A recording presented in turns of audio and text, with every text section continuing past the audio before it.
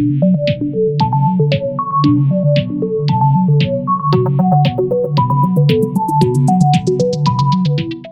నా ఇల్లేగా, మా ఇంట్లోనే ఉన్నాను, హైదరాబాద్లో ఉన్నాను. సో నేను విన్నాను పొద్దున్నుంచి, నాకు ఫోన్లు రావడం జరిగింది. నేను కూడా వీడియో క్లిప్ చూశాను. మన మీడియా మిత్రులు చాలామంది నన్ను అడిగి క్లారిఫై చేసుకున్నారు. వాళ్ళ దాంట్లో రాలేదు నాకు తెలిసి. చాలా ఇట్లా శ్రీకాంత్ ఇలా బెంగళూరులో రేవ్ పార్టీకి వెళ్ళాడు, హేమ వెళ్ళింది, ఈ టైప్లో ఏవో వచ్చినాయి. నిజంగా నాకు నవ్వు వచ్చింది. ఇంట్లో వాళ్ళందరూ నవ్వుకున్నాం. ఇదేంటిది, మొన్న ఏమో విడాకులు ఇచ్చి పిచ్చేశారు నా భార్యతో, ఈరోజేమో రేవ్ పార్టీలకి వెళ్ళాడు అని వచ్చేసినాయి. కానీ ఒకటి, వాళ్ళు కొంచెం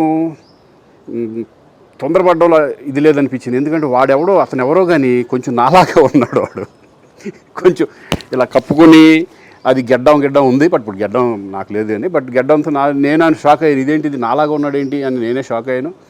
సో దయచేసి ఎవరు నమ్మొద్దు. ఎందుకంటే రేవ్ పార్టీలకి వెళ్ళే కల్చర్ నాది కాదు, పబ్ కల్చర్ మనిషిని కాదు నేను. ఒక్కోసారి బర్త్డే పార్టీలకి వెళ్తాము, ఒకవేళ తెలియకుండా ఏదైనా వెళ్ళినా ఒక హాఫ్ అన్ అవర్ నుండి వచ్చేస్తాం తప్పితే అటువంటి ఏమీ లేదు. రేవ్ పార్టీ ఎలా ఉంటుందో కూడా నాకు తెలియదు. సో దయచేసి ఎవ్వరూ ఈ విషయాన్ని నమ్మొద్దు. హ్యాపీగా నేను హైదరాబాద్లో ఉన్నాను, మా ఇంట్లోనే. ఇప్పుడు మా ఇంట్లో నుంచే నేను ఇది చేస్తున్నాను.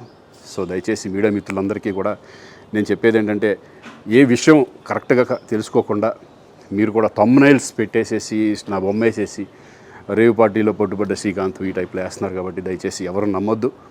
అది అతను అలాగా ఉన్నాడు అనే ఒక విషయంలో మీరు పొరపాటు పడి ఉంటారని నేను అనుకుంటున్నాను. దయచేసి అది నేను కాదు. Thank you. ఇటువంటి అన్నీ కూడా నిజంగా కొంతమంది, వాళ్ళందరికీ నిజంగా థ్యాంక్స్ చెప్పుకుంటున్నాను నేను. కొంతమంది మీడియా మిత్రులు నాకు డైరెక్ట్గా తెలుసు కాబట్టి, వాళ్ళ ఫ్రెండ్స్ లాగా నన్ను ఇచ్చేస్తారు కాబట్టి, వాళ్ళందరూ నన్ను డైరెక్ట్గా అడగడం, నేను చూసి ఇద్దరు నవ్వుకోవడం, వాళ్ళు వాళ్ళ దాంట్లో వేయకుండా చూశారు కొంతమంది. వాళ్ళందరూ కూడా నేను థ్యాంక్స్ చెప్పుకుంటున్నాను. దయచేసి ఇవన్నీ నమ్మొద్దు.